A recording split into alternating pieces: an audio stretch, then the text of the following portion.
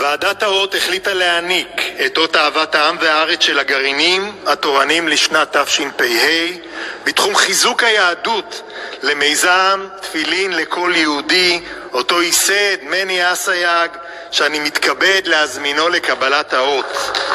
את האות יעניקו גם ניר אורבך, מנכ"ל הרשות לזהות יהודית, חבר הכנסת אבי מעוז.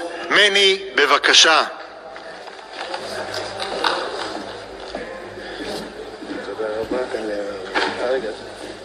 הצלם נמצא שם, אתם רואים אותו. ובינתיים אות אהבת העם והארץ לשנת תשפ"א מוענק בזה למיזם תפילין לכל יהודי בהוקרה ובהערכה עמוקה על יוזמה מחבקת ומאחדת המחברת יהודים באהבה אל שורשיהם, זהותם וקדושתם, דרך הענקת תפילין לכל מבקש, ללא תנאים, ללא מחיצות ובלב פתוח.